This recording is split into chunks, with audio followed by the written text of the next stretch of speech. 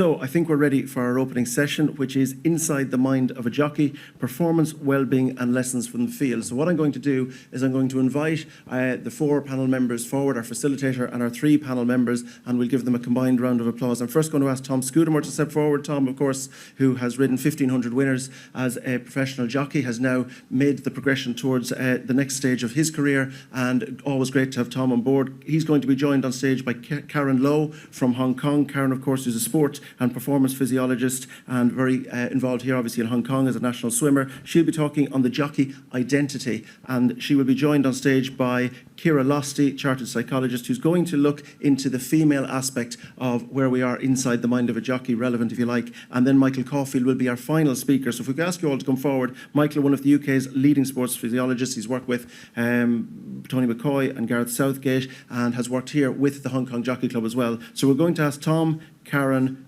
Ciara and Michael to please take their seats. Karen is then going to give the first presentation, and she will be followed by Ciara and then Michael. So if you give a round of applause to our opening panel members, please.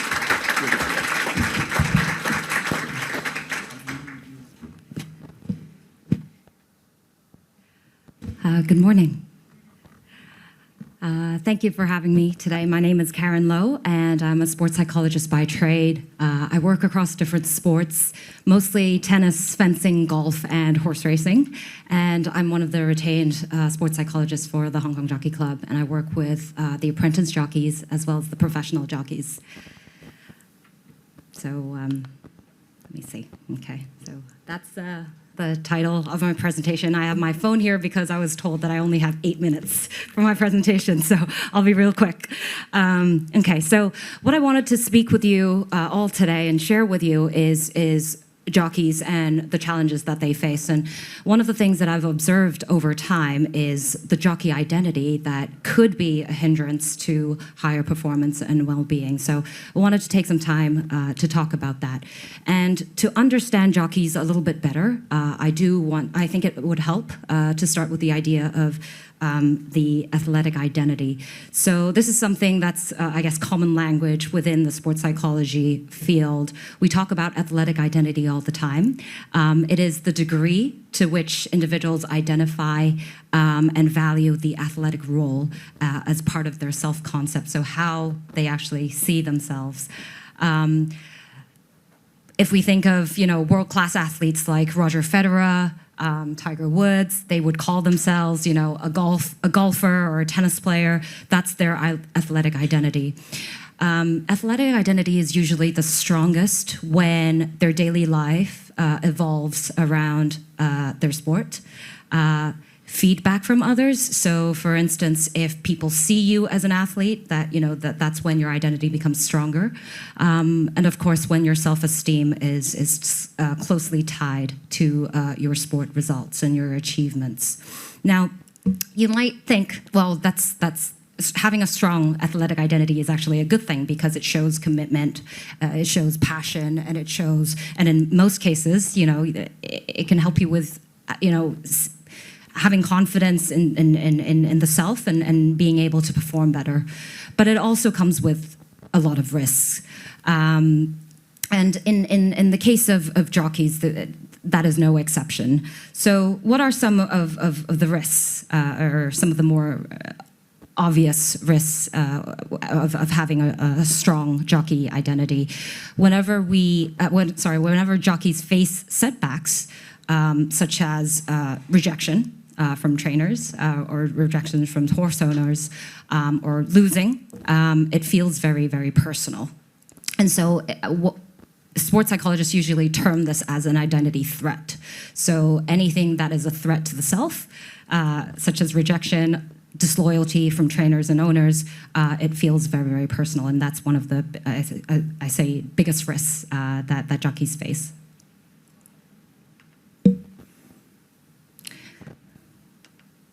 I'll skip that. So again, what I've noticed over time in my observations is that most athletes have they do have a small support network helping them. So there's the coach, there's the support staff, but jockeys have a larger network blaming them. So we have trainers, owners, punters, and the media. And, sometimes I do read news updates on Facebook, forums that talk about jockeys, and what they say is not pleasant. So I've just, captured some of the pictures here. And so this all-in identity where the jockeys use all their time and effort, relationship and work in racing, and how the center is always around getting rides and getting winners. That's actually quite dangerous, because it almost feels like to the jockey that it's an all or nothing. So if I don't achieve or if I am not at a certain rank, then then that means I'm useless. I'm not supposed to be here, or I don't belong here.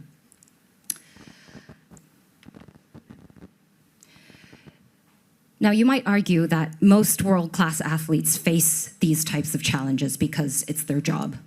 But what I've also noticed is that jockeys' identities are actually stronger than most athlete identities. And those are usually because of three forces. And I'll talk a little bit about that.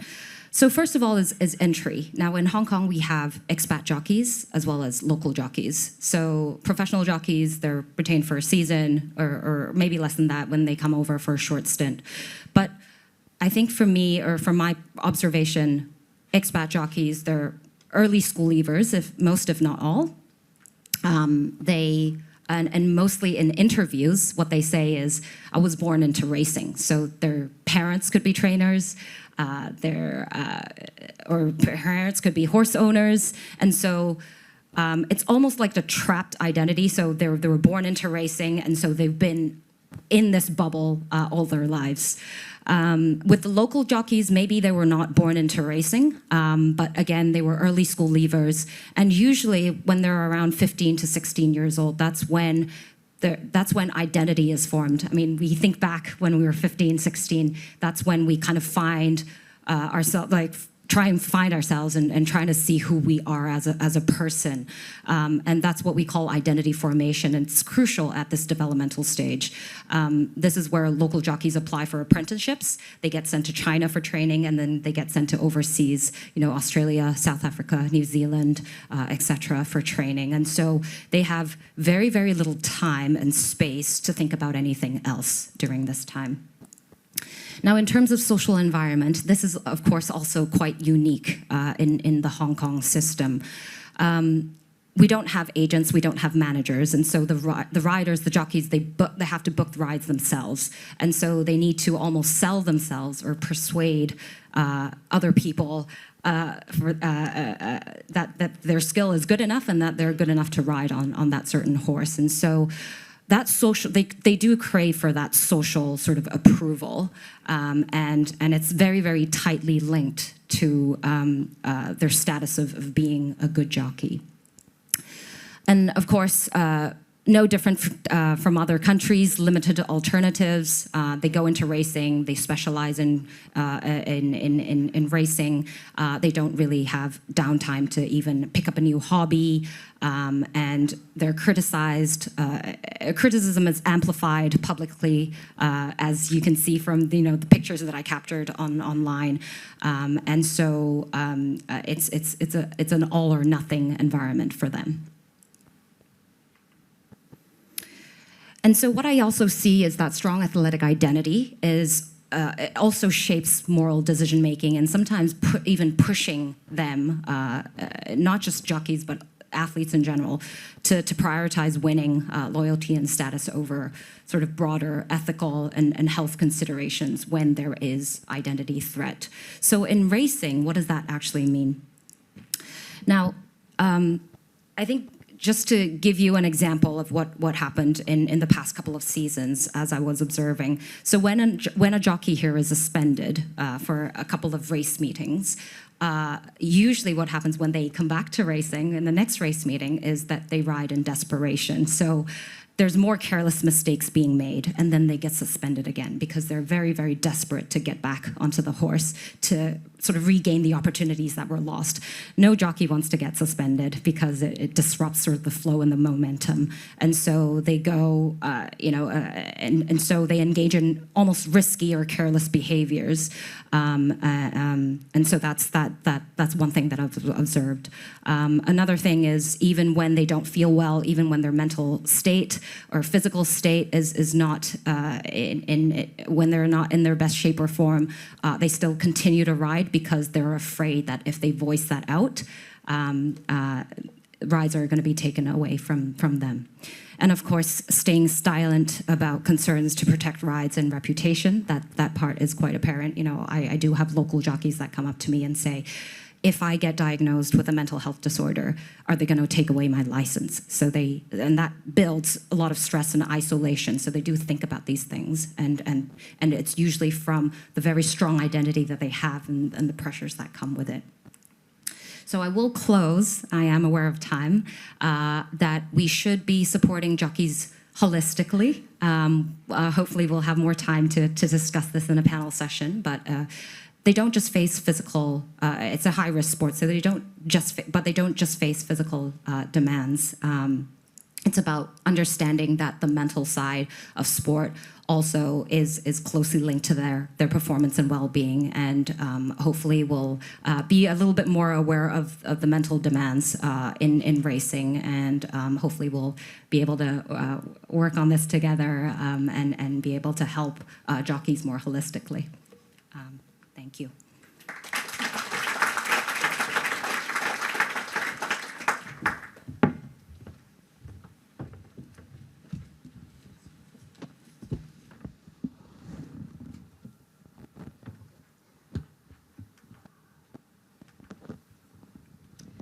Hi, thanks Karen, thanks for starting off this session. My name is Ciara Losty. I'm the sports psychologist on the Jockey Pathway in Ireland, and the Jockey Pathway provides the suite of sports science services for all of the jockeys in Ireland. I'm also a lecturer and an applied researcher in South East Technological University in Waterford, and this is where this research I'm going to talk to you about this morning emanated from, and it's kind of interesting that Dara kind of alluded as well to something, I suppose, contemporary, and so something this is a little bit different for you.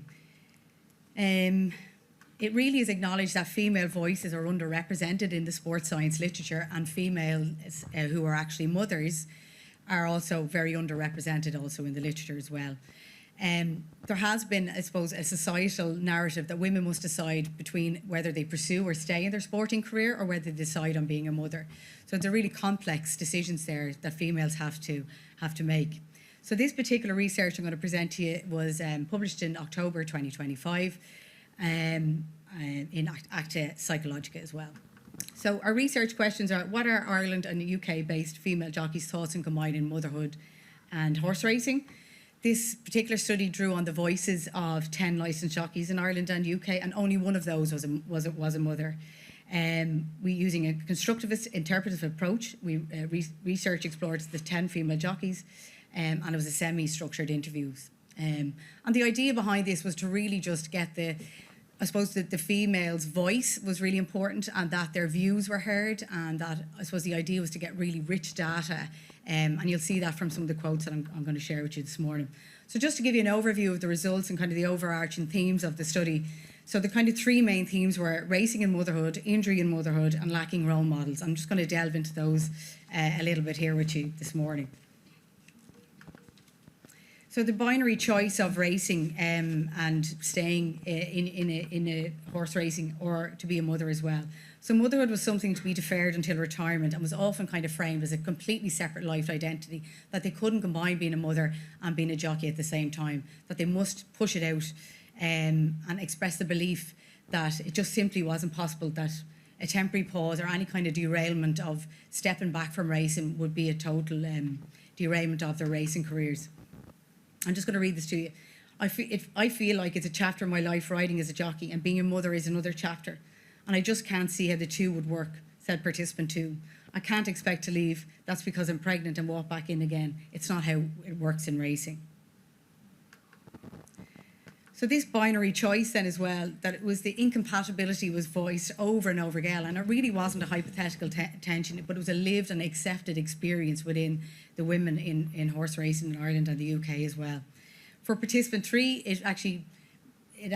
she delayed getting married, as she voiced, I'm pushing out our wedding as far as I can, because the minute we're married, it means a baby. And the minute I have a baby, I have to give up, and I'm not ready to do that as well. So what we see and what was repeated in the theme was that the women were not just deferring having a family or postponing it, but they were completely restructuring their life choices around maybe starting a family, when they're going to actually end their actual careers. And this kind of inflexible career models, it really kind of, I suppose the women really did view it as motherhood is nearly a career-ending event, and then it linked into actually seeing it as comparable to a career-ending injury as well. So I'm going to touch onto that as well. So in racing, the body was perceived as an instrument for performance, and there kind of enters the battleground then. The pregnancy is not viewed as kind of, I suppose, an average or normal physiological event that a woman could go through by choice as well, but as a threat to form, to fitness and to financial stability. I can only imagine from what I do know, the changes that happen in your body are out of this world, and that could be worse, I would say, than having a bad injury as well. And I've actually written down here in one of my notes, I said the narrative from some of the female jockeys was really, really interesting, and the understanding of how their own body works and just some of the basic physiology of returning from pregnancy was really interesting. And there was a lack of education and just understanding about some of those things. So there's a real gap and space and place where we can kind of add value there too as well. Some participants describe pregnancy like an injury, but worse because it carries longer recovery and no guarantees of returning from. The pressure perception from trainers and owners exacerbates this. So from participant 8 then, you might not come back and be able to ride all those horses that you usually ride, because they'd be like, oh, she's going to ride way more negatively because she doesn't want to hurt herself. So kind of the view of the pressure from the trainers is coming in there in that particular quote. The lacking of role models, there really was kind of an unspoken culture. There's an unrelenting silence around motherhood. And it is a bit of a taboo topic in Ireland and the UK. It isn't something that's really spoken about. It isn't something that's really talked about. There are very few role models. There's no formalised return to sport. There's no formalised pathways. There's no maternity leave. And then any mother that does kind of come back to racing, they generally retire pretty soon after it as well. So that's feeding into the broader perception that it simply can't be done. When you don't have that visible, it is, if you can't see it, you can't be it as well. We don't have a lot of role models. I can only think of one that's had a baby and is still riding regularly. Others referred to the industry as operating as kind of an old school mindset where parenting, particularly mothering, is not only unsupported but openly discouraged. That's something for us, I suppose, as people who write policies as well, just to reflect and to think on as well. So just to wrap it up for the conclusions, the barriers to combining motherhood and racing generally was seen as if, of the 9 participants in this particular study, the one was only a mother, so the 9 viewed it as they would leave the sport if they became pregnant as well. And this has an impact on sustainability and inclusion. So talent loss, reduced female participation threaten, I suppose, our inclusivity and the long-term, the long-term participation of female jockeys in Ireland and the UK as well. So a career break equals a career setback. So again, it was viewed very similar to like a career ending or a major injury, where a return to racing isn't possible when you've had such a long break due to the limited opportunities that will be available when you return to racing as well.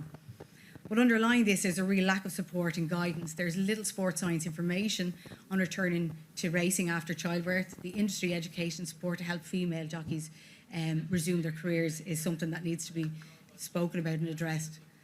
So just some applied recommendations, the need for maternity policies and cultural change as well.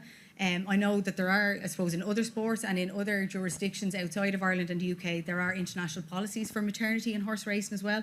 But can we think about and can we challenge each other in the room to develop jockey-centred maternity policies to make sure we're retaining all those fantastic female jockeys and really challenging the existing normative beliefs as well, that motherhood and horse racing can actually coexist. And I want you to just consider the following reflections. Can we work to ensure that perseverance is the most important part of success? We do this by creating equal conditions for everybody that's in horse racing. Equal conditions mean removing barriers and developing systems that acknowledge and support female jockeys' potential regardless of their family decisions. We want everyone to have the same and the fair chances so that hard work, not unfair barriers, is what leads to success. Thanks a million for your time.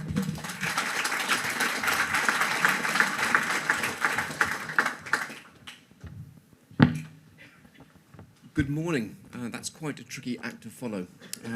Michael Caulfield, sports psychologist, not from Ireland, not from Australia, but from good old England. Tom, you can fly the flag also. I'm trying to work out here, will it work? It does. Slightly different. That's my office in my day job at Brentford Football Club, working soccer. I will get back to horse racing in a moment. I've entitled it, They Just Want Someone to Talk To, because may I steal the line, please, from Andrew Harding? Because he said, it always comes down to people.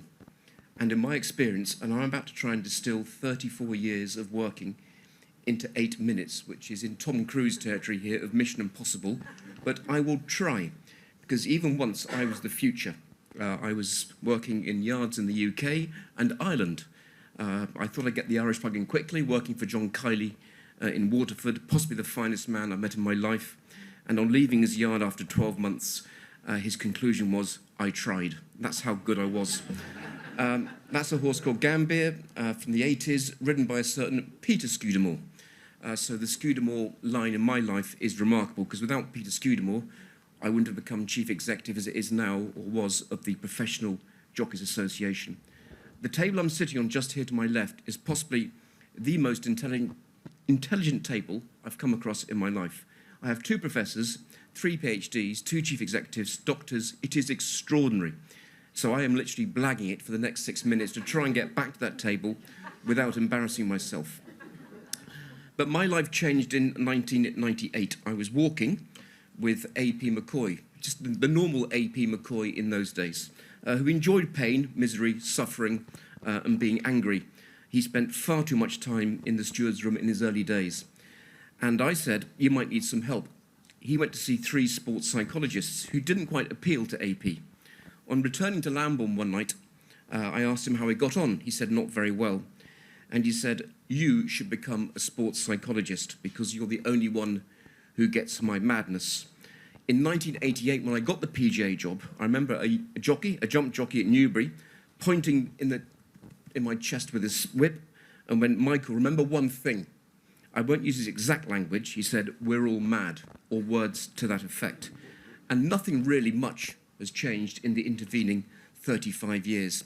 At my absolute desperation to cling to some credibility here on my table, I do have published research on the psychological effects of weight loss on mood among jockeys. I still believe it's a paper referred to. I don't want to do this again, and anyone doing a PhD, a master's, whatever it is, I admire you, I salute you, because I never want to see another reference in my life. That nearly drove me to absolute the end of my patience, because I'm not an academic. I stand before you as just a normal sports psychologist who people simply, I hope, want to talk to. The other sentence that changed my life was also in 1998, because on that same week when A.P. McCoy said, you should become a sports psychologist because you get my madness, I bumped into an Olympic equestrian coach in Lambourne in the car park one day, outside the church, an appropriate place. And he said, Michael, I gather you want to become a sports psychologist. I said, I am. I will be world champion. I will be brilliant, or words to that effect. He said, Michael, can I give you some advice? And may I still pass the advice on to you this morning? He said, Michael, however far you go, however high you go, they just want someone to talk to. And I thought how silly, how simplistic, how obvious, and I would be better than that. I can safely say, a number of years later, I am not better than that. I had a phone call 5 years ago from the Hong Kong Jockey Club, which also changed my life. This is my 6th visit to this remarkable city. I've yet to conquer jet lag, but it remains a remarkable city. And when on arrival in Hong Kong, I found exactly the same thing. They just wanted someone to talk to. And they still do, be it soccer, be it cricket, be it golf, boxing, tennis, darts, you name it, they just want someone to talk to, safely, independently, to listen, to support, sometimes to guide, but not to fix. They don't want fixing. I don't think they want fixing. They just want someone to talk to. I didn't realise when sending this presentation in on time, I hasten to add, a number of weeks ago, that there would be so many Irish friends here this morning. So how appropriate that the captain of the Irish football team, the soccer team, Nathan Collins, appears in that picture. Just for some backdrop in my remaining 2 or 3 minutes, this picture was taken 2 days after Ireland's historic home loss to Armenia in the World Cup qualification at the Aviva Stadium in Dublin. This is our club captain, Nathan Collins, the proudest Irishman you could wish to meet. That was an interesting conversation because their World Cup dreams were dashed. Thankfully, they're just alive because the conversation we had on my bench at Brentford after they'd beaten Portugal and then winning Hungary was slightly different to the one when they'd lost to Armenia. Be it a jockey, a soccer player, a golfer, they just want someone to talk to. And that's my office. I have one here in Hong Kong also, which I didn't buy, but it was here on arrival. I recognise that sitting indoors with an athlete was often an uncomfortable place for an athlete.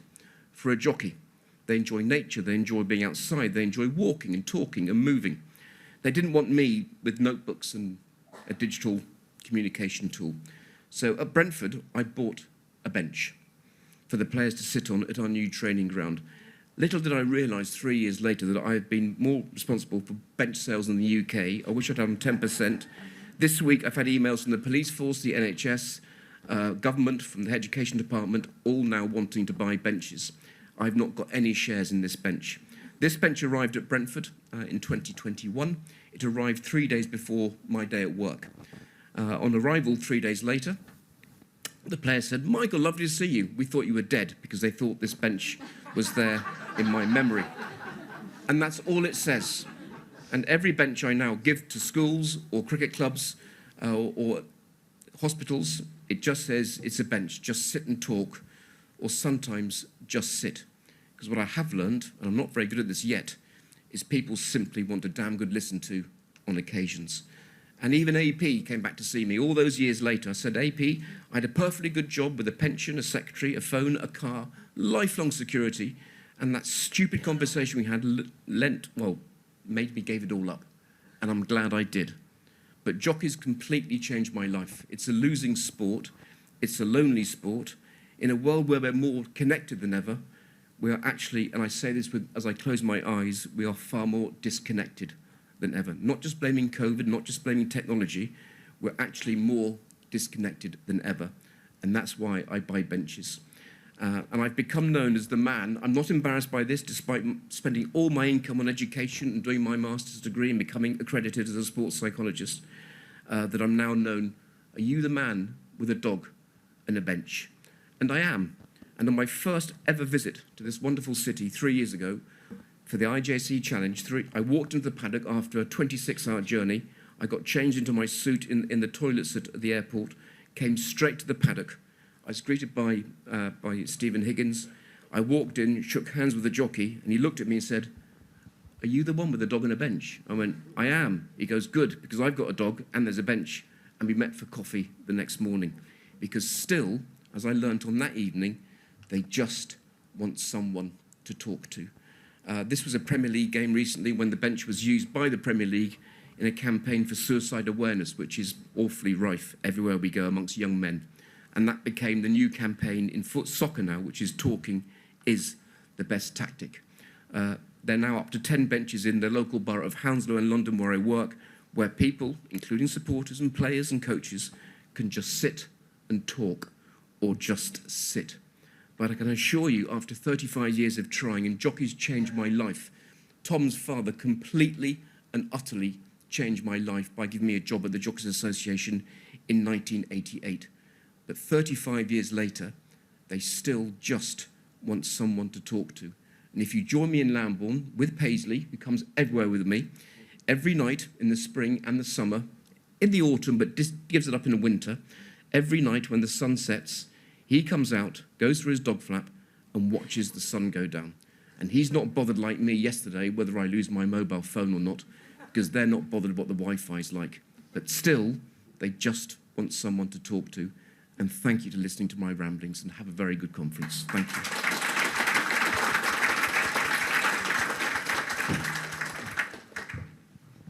Well, ladies and gentlemen, first I must start with thank you for such insightful presentations. Absolutely fantastic and a wonderful way to start the conference.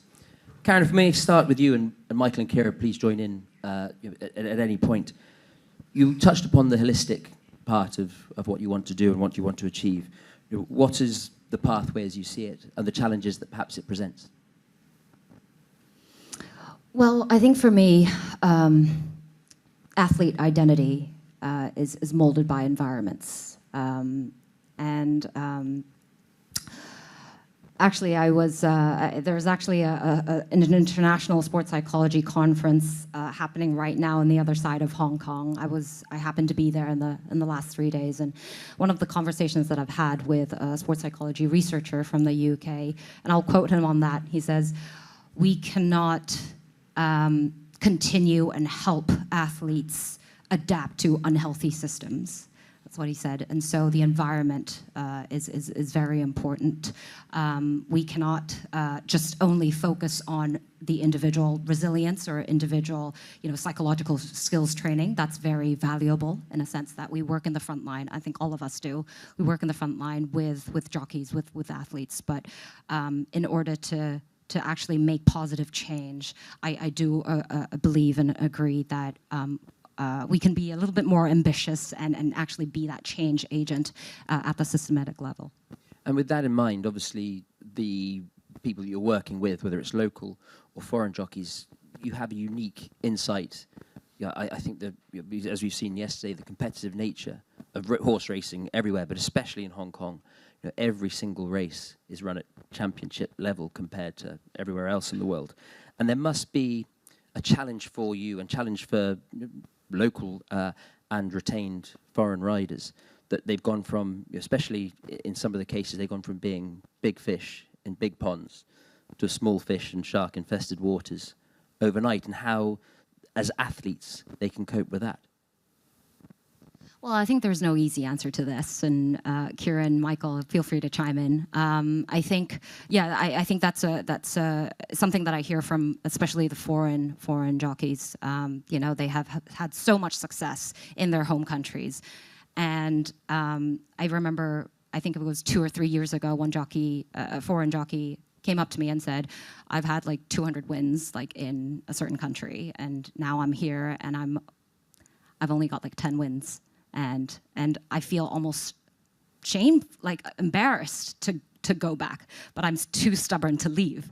And so yes, like what you said, that's a big challenge. Again, I don't have an easy answer for this, but I think that it kind of goes back to how jockeys or what sort of environment jockeys are brought up, like in the very beginning when they enter racing or when they enter apprenticeship. Do they actually have that support network? Do they actually have those alternatives in case this path doesn't work out? And so I think we're getting there. I must have painted a really tough picture, but I think we are on the right track in facilitating these discussions, because I do feel like it could be change, in sort of in the end, almost on the onboarding process, so to speak. And Kira and Michael, with obviously you've been dealing with such other sports. We can touch with Kira what you spoke about, with maternity issues within horse racing. What can we learn from, especially other equine disciplines where men and women take each other on an equal level? It doesn't seem to be in 3-day eventing, show jumping, dressage, to have the same stigma that we do in horse racing.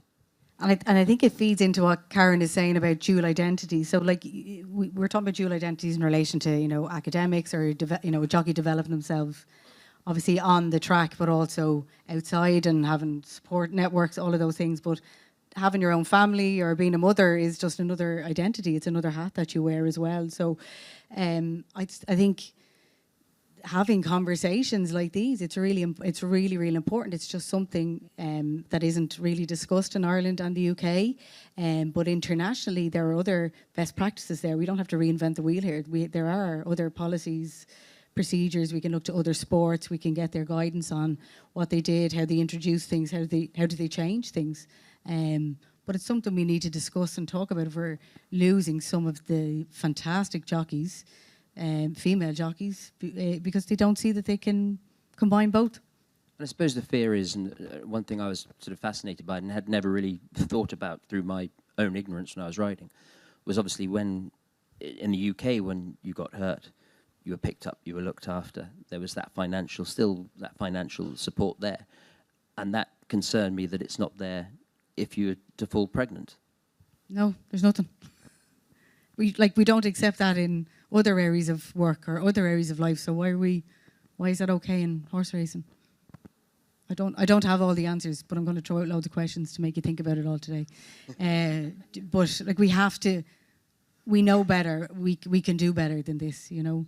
I suppose the research really is born out of me working on the front line with jockeys, and like all of the topics or the projects I'm involved in are all things that people are speaking to me about. These are, you know, questions. These are things that jockeys are trying to work through themselves. So these are valid, you know, things that need attention because it's what's contemporary issues at the moment. And you spoke, obviously, you have a much smaller pool of one that is a mother and a jockey, and how that person is able to balance and everything, and the stigmas then attached to it. Does she feel that she has lost plenty of opportunities because of what you've said, that you can't be a mother and ride? Yeah, absolutely. That came through. She felt she didn't have the same opportunities when she came back. Yeah. So obviously, when I was riding, I became a father, and there were certain pressures of trainers who you're riding for that maybe you think that you're not as brave as you once were. It's magnified beyond belief from the female perspective as well. Yeah, I think so, but it's allow the female to have a choice. You know, there's a highly competitive females that will be braver and have that anchor and have that North Star and will be more motivated because they have a child.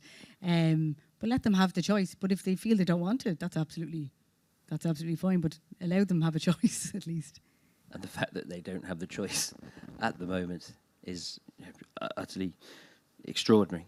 Michael, you spoke about the disconnection, and the disconnection, it seems to be getting worse. And obviously, without touching upon it, the COVID generation, that there's a whole generation of jockeys coming through that have missed out on school, have missed out on those personal relationships, and seem to be spending their times on WhatsApp groups to convey their feelings as opposed to one-to-one. I mean, is this something that you have become more aware of in the last few years, and how have the young footballers and the young cricketers that you've been able to cope with that? I think it's changed hugely. I've been amazed in the last 6 months, Tom, and I'm not going to hold back here, with the interest in my work, because as I look at this extraordinarily brilliant table here, I've simplified my work down to the level of a conversation, a meeting, often outside. And I'm not trying to say how brilliant I am. I'm not. But I just couldn't believe just how much now, not just the younger generation, my generation, your generation, we've lost so much eye contact, Tom. And I look you in the eyes, I say that. We've lost so much eye contact. We've lost so much contact because we are all, and I think we'll look back in 20 years' time thinking, what were we thinking in the mid-2000s as we lived our lives literally permanently online? And nothing still, I think we're still flesh and blood. We haven't changed that much. The world has. We haven't. And I think we still crave private, trusting, safe conversations, which are fewer than ever because our lives are busier than ever. And this is the most silly thing I'll say all day, but I'll say it anyway. When I grew up in your father's generation, Condicote, Gloucestershire, 5 runners at Wetherby, 4 jockeys would go in then 1 car to Wetherby, and literally they might have 1 ride, your father might have 5. They'd wait for the last ride. They talked all day, they travelled all day, they might stop for something to eat on the way home. We have literally lost so much human connection over the years due to the busy nature of our lives. I can't fix that more than I can fix the problems you've just been outlining. But we must be aware that we still crave... Why are we all here today? I was told 4 years ago that conferences would be finished forever, post-COVID. We couldn't wait to get on the plane this week, to see people, to finally meet the person who sends you that email 30 times a year, because you now know what they sound like, what they look like. I've made more connections in the last 12 hours than I could make in the rest of my life on LinkedIn, thank God. Because these conversations matter more than anything we'll do online. So I think the next generation, we must encourage them. I heard an interview recently with the Nobel Peace Prize winner, not in sorry, not in peace, but in economics. And he was asked in an interview recently on BBC Radio 4 back home, he was asked this question: what's the one skill his generation of children, and his children were teenagers, what's the one skill they need to learn? And he said, how to hold a conversation. And that's why I meet outside with athletes. Jockeys come to my house more than ever in Lambourne now, literally for a dog walk. I don't fix anything, I try to listen to them, and they'll say thank you at the end of a 6 or 7 mile walk. So I'm trying to undo all of the chaos we've created for all the right reasons, just so the art of a trusting, safe conversation can take place. And at times, Tom, I feel as if I've wasted my education, my training, my masters, my accreditation, my genius, publishing reference papers, because all they wanted in the end, I found out more than ever now, is just where can I go just to talk this through. And touching upon that, and again, Kieran and Karen, feel free to join in. From a jockey's perspective, you touched on it, we are an island. You know, with the support network, those things that we have to build ourselves, we certainly feel we build ourselves. And any conversation, just to start it off, in my point of view, I always felt like a weakness. I didn't want to open up. The fears that I faced, whether it through weight, whether it through injury, whether it through potential lack of rides, performance, etc. How do you make those initial steps to get people to open up and start the conversation that Michael was talking about? Okay. I think we build rapport through speaking someone else's language. That's what most, I think, counselors or mental health professionals do. And we try and stay as close to the ground as possible. And so I wouldn't be sitting in my office and waiting for jockeys to come to my office and book appointments. I would be out there on the field, and that's what we do, not just with jockeys, but also with athletes as well. We're on the field, we're chatting to every single person so that one person that is being spoken to or spoken with won't feel like, oh, are you talking to me because I have an issue or because I have a problem? So we try and build rapport by trying to stay as close to the ground as possible. That's kind of my approach. I think one of the first things I'd always say to a jockey, and I have to say jockeys I work in loads of different sports, probably some of the most authentic athletes to be around. They just have something different about them that I'm drawn to. I don't know, there's just something really authentic about them, and I really enjoy that side with them. But I have no skin in the game. We have no skin in the game. I'm not putting them up on a horse. I'm not making decisions about anything. I'm just meeting the person where they're at, whether it's coming into me for a cup of tea. I'll do the same, have a cup of tea, whatever. You know, you just meet the person where they're at on that particular day and see where that conversation kind of takes you. But I think because we don't make decisions about horses or who gets rides or anything like that, and I'm certainly not an expert in horse racing, that is for sure. And I'm really honest about that. But they are an expert. They have PhDs in this horse racing stuff. They are. You know, and I'll tell them that. You have all the expertise in that. You'll educate me and they will educate me as I work with them. And what do you find the biggest pressures on riders? When they come to you, is it weight? Is it performance related? I would say probably performance related, and then performance and mood is connected. You know, if you're riding well, you're generally feeling well. If it's not going so well, your mood is low. But I think to link in what Karen is saying with the identity piece, that's probably the big piece of the jigsaw I feel that's missing when I work in other sports. This whole kind of idea around dual identity, that it's so, it's not common practice to have something else or other hobbies or other interests or you know, a little hustle on the side, which you're doing something that it has to be this perception that it's all in. So if you're not all encompassed by it. Yeah, but if you had, I would see horse racing as an early specialisation sport, and if you had a child that was in a high performance swimming program or a high performance athletic program, you wouldn't take them out of school, would you? You know, they'd probably swim, stay in school, you know, and do other stuff. You know, so there'd be complementary programs to what they're doing. So I just think we conceptualise horse racing. We don't see it in that kind of early specialisation space, or like gymnasts. What if you had a high performance gymnast? They'd be doing something else, wouldn't they? They'd probably have some sort of education. They'd have some other program. They'd be working with their sport. So just thinking about it a little bit differently, so they can develop their identity. So they're I suppose they're able to make that transition smoother, and that it isn't all encompassing. That we are all allowed to wear many hats in our life, and being a jockey is just one hat that we wear. It's not a part-time activity, Tom. You rode 1,500 winners. I think your father rode, you can remind me, but you overtook him, didn't you? Not quite. Didn't we? So 1,700. I got to within 168 of them, Yeah, or around that. I guess. You went back to when I was riding. When you were riding, Tom, and I knew you when you started riding, you didn't have much time. You love your cricket, you love your other sports, you like your rugby, you're outgoing, you're gregarious, but when you switched on, you were on, and that was it. I sadly, if I can embarrass you here, remember you being born. I don't know if your father attended the birth, but he probably had 3 at Leicester that day. And that rather sums it up. He didn't come because he had 3 rides that day, and you daren't get off them in case someone else went up the ladder in front of you. So whilst everything has changed, and the world has changed, and racing has changed, what I've been reminded of in the last remarkable 24 hours is so little has changed, because the same issues still arise, which is identity, which is winning. It's a losing sport. If you look at the programme here last night, the percentages of the riders here in Hong Kong, very few have a strike rate above 10%. It's a losing sport. It will be addressed over the next 36 hours, but most of them live on a diet of fresh air and water and something else in between.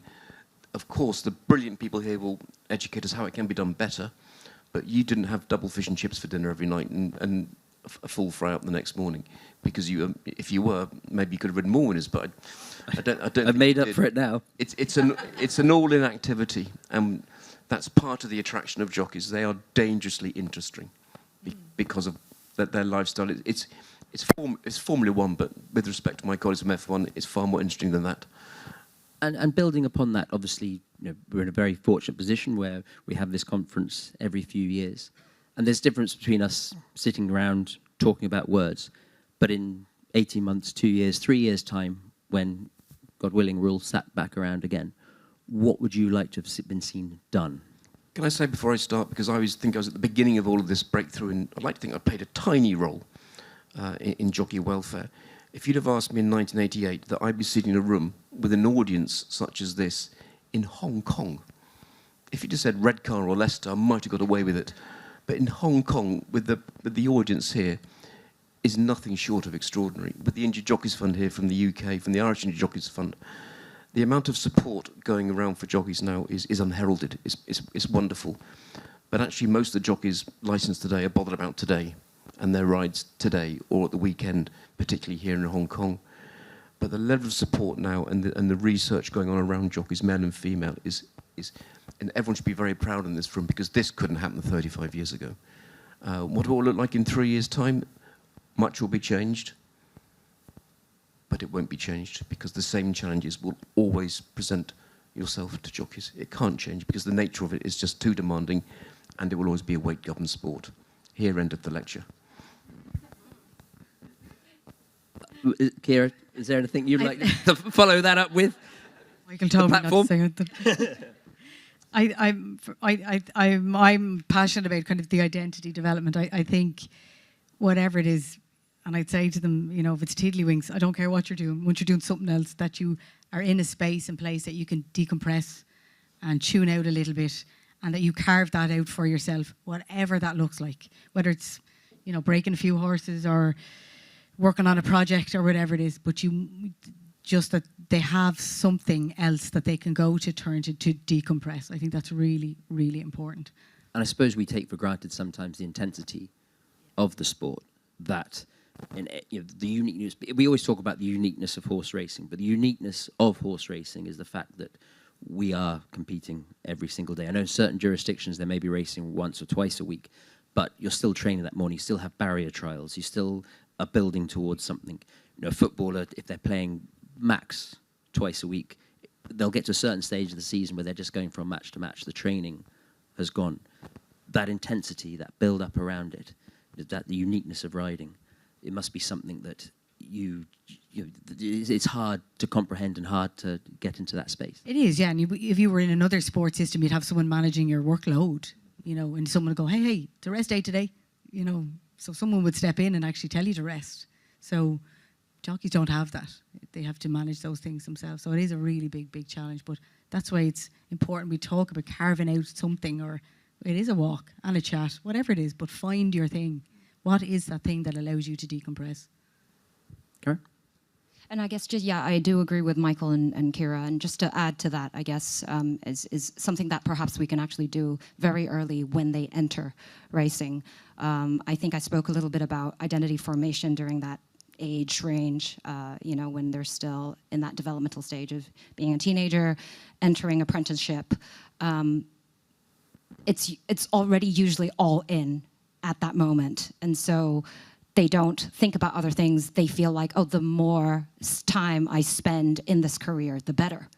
And that could be almost like a cultural thing too, because in athletics, even in the Chinese culture, it's always the more the better. We don't really have rest days, and so our schedule is it's less flexible. And I also mentioned something that's quite unique about Hong Kong, and you mentioned that as well, Tom. We only race 2 days a week. We're actually seeing the same people over and over again. We don't get to go to other race courses and meet different people. They spend a lot of time, because they don't have agents or managers, they have to book rides themselves. They spend a lot of time in between overthinking or just at a loss, like not knowing how to approach trainers and being able to deal with that rejection. Every single newspaper talks about you every day, about how badly you've ridden, last night. Maybe it's about media training as well, or being able to handle that. And that could be, just little things that I think we can do on the surface level. But as, I might have mentioned this before, I think as psychologists, we do want to be, change agents at the organizational level if we can. And so maybe it's about creating that motivational climate and knowing the ways and the steps to get there. So that makes it more sustainable for jockeys. No, that's absolutely fascinating. I'd like to open it up to the audience if anybody has any questions for our esteemed panel and anything that they'd like to learn from, or to swap ideas, changes, and what we can all learn from each other.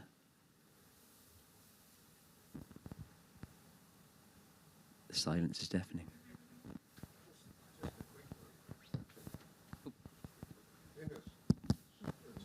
They were talking about benefits for pregnant jockeys. We've introduced in Australia, in every state and territory now, maternity benefits for the second and third trimester.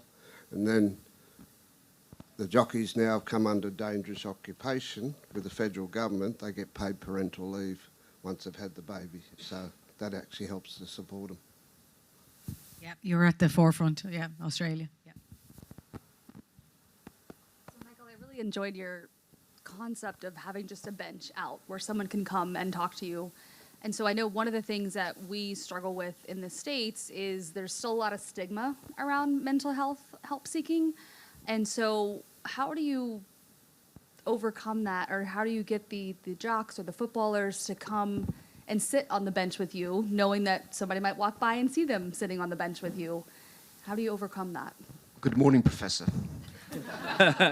I knew you'd ask a question. I knew you'd ask. But thank you. Again, without trying to sound too fond of myself, I worked out a long time ago now that the more formal I tried to make it, the less impact one could have, particularly in team sports. So this is about jockeys, and I could bang on about cricket and soccer and rugby forever.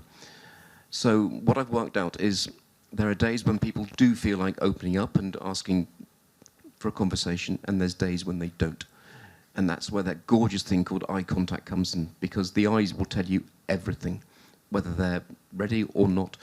I have jockeys sometimes who want to meet me in Lambourne, and more than once, because they're typical jockeys, they will text to say, I'm sorry, I'm busy. They're not busy. I know they're not busy. They're just not in the mood that particular evening. I've tried to informalise it. The conversation could be important. I will record it or make notes afterwards. But at the time, I just feel they want some freedom, some safety, some space. Because, and I'll be quite blunt here, quite blunt, there's a huge amount of stigma still around it. End of story. We can pretend there isn't. There is, because I try and destigmatise it every day of my life, and will do so until my last breath. But I know that it will always be there, because it just is. And it will, and our job is to make it to be approachable, to be interesting, and at times to say nothing, And the number of times that people just walk straight past me on the bench, but then the next week they'll be straight on there. But they're less embarrassed to sit in a bench than to be in a meeting room with telephones, at least 3 phones, 2 iPads, a MacBook, 2 TVs, a desk, and you may as well have the Great Wall of China there, because that clams them up like you wouldn't believe. So I try and informalise it and make it as normal as possible, whatever that is now. Lisa.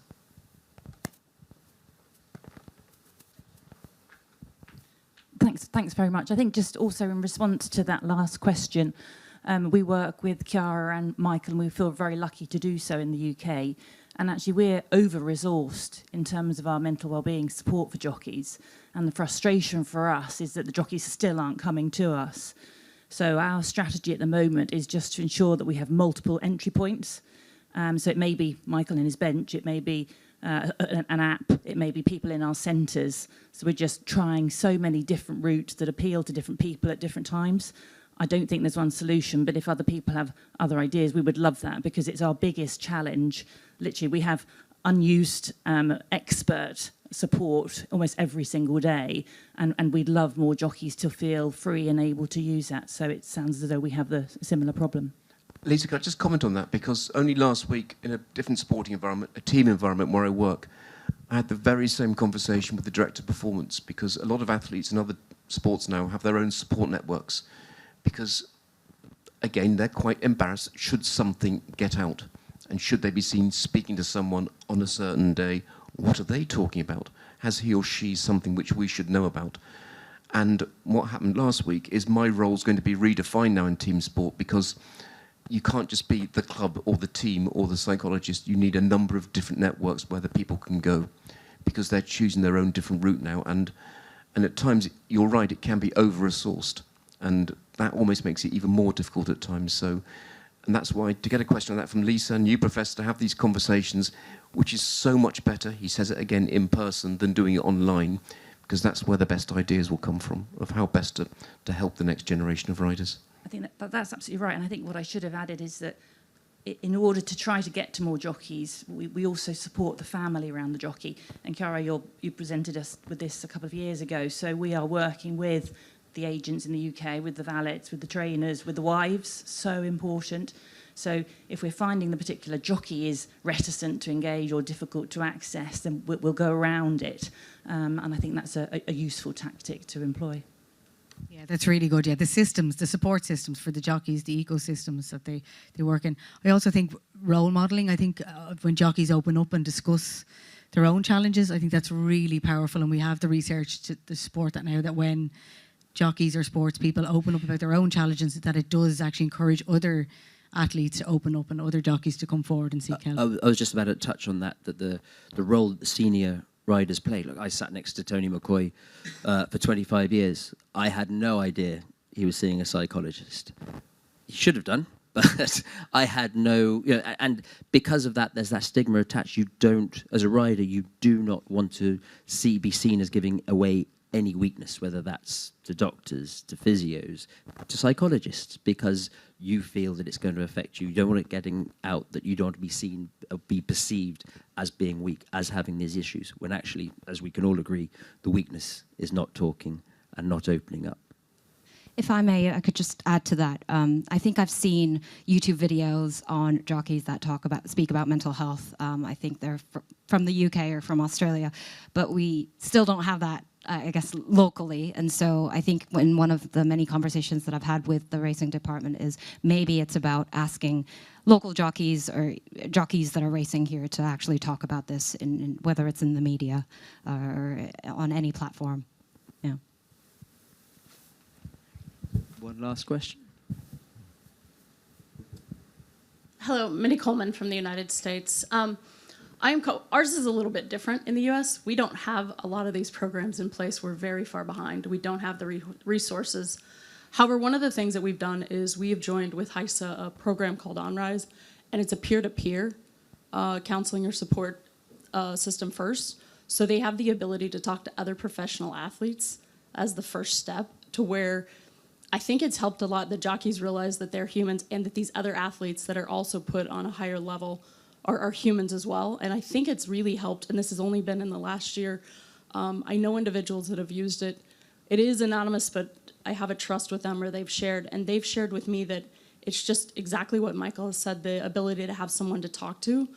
And Tom's a little bit different, but us that have not competed professionally, it's hard for us to understand exactly what they're going through with that loss. And I do think that that's something that may possibly be beneficial here in Hong Kong, especially with your connections with other sports, is to have any of the other athletes that have come out and create that network almost of the peer-to-peer counseling as the first level, or the peer-to-peer conversations. But other than that, we're listening and trying to learn from you guys, but I think that that's something that hopefully we have seen a positive results so far. Just going back to the peer-to-peer counselling, again, I'm going slightly back in time, because if I can use this line, Mindy, and please don't take this the wrong way. In a very busy world, not everything we did used to fail. And in the past, people did talk a bit more, because if I had one challenge to everyone in this room today, when you go home or we finish tomorrow night, I know we're in conference, but look at your screen time and see how many hours you spend on screen time. And there's a rather good trainer out there from Ireland called Willie Mullins. I think he's doing okay. And he hops over to the States and wins the Breeders' Cup.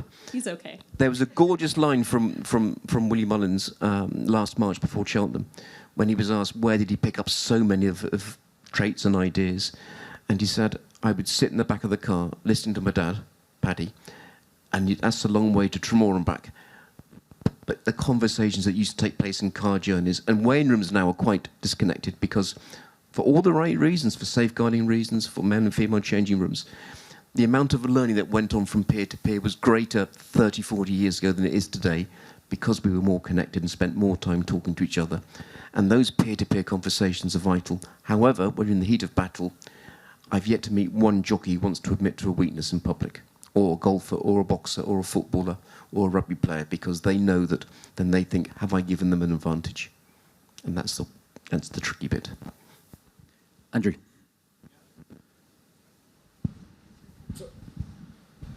Sorry, yeah, Tom. We have it now. Andrew is on. Thank you very much. Really fascinating presentations, and no less than I would have expected.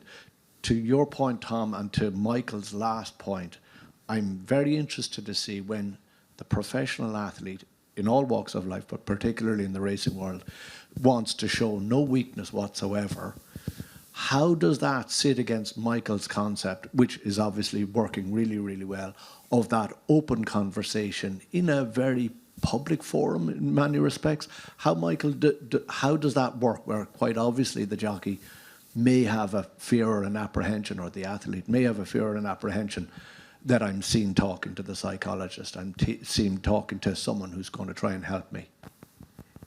I can just think of two words, Andrew, which is trust and timing. Trust takes a long time to build up in any walk of life, in any sport. So once an athlete, a jockey in this situation, if they know there's trust, you have a chance. And it's having the right people they can trust. And my word, there's lots of good people around now they can trust. And the second one is timing, is getting your timing right. If I could master the art of timing, I'd have 6 horses in training in Hong Kong, 6 in Ireland and 6 in the UK. But getting the timing right is crucial also, because knowing when it's the right time to ask, or for them to speak out a little bit. But we have so many examples across so many sports now where athletes still in competition are saying, I struggled here, and they're actually openly talking about it for the first time. That's happening more in the last 5 to 10 years, because I try and look at it every day. So we're getting better, but I don't expect we're going to have this huge flood of, oh yes, I've got something I need to talk about. They'll always want to do it privately. As some of the most important things in our life, we want to do privately also. I think that's why it's important to be embedded in sports. It's not something you go to an add-on, that you are, what I don't have a bench, but I call it strategic loitering. There's just, like, what are you doing, Ciara? Hanging around. There's a lot of hanging around. So you're there, you're available, but you're just building trust and relationships, really. That's all. And so when there is an issue, or when they want to talk, you're there and they know that you're a safe space and they're comfortable speaking to you. I don't wish to lose my wonderful association with the Hong Kong Jockey Club at this point, but Someone told me recently from a different sport that they thought I was the smartest man, the cleverest man, look at my table here, that they'd ever met in sport. I said, thank you very much. Why? I said, because you get paid for doing nothing. And the art of doing nothing in sports psychology, it takes a lot of nerve, because sometimes doing nothing is the best thing you can do, because they'll think... I always go back to horses, trying to catch a horse in the paddock at Condicote or Lambourne, where I live now. If you try and catch a horse that doesn't want to be caught, good luck. It'll just run around the paddock and laugh at you. You sit by the gate with a bucket for a couple of hours, eventually it'll come over and go, what's up? What's up? What's going on here? What have you got? And I do the same with jockeys, and I do the same with athletes. I just wait and get paid for doing nothing. I hope. Well, the art of timing. Thank you very much to my esteemed panel. And thank you all very much for being so engaging and fantastic questions. What a wonderful way to start the conference. Thank you very much indeed.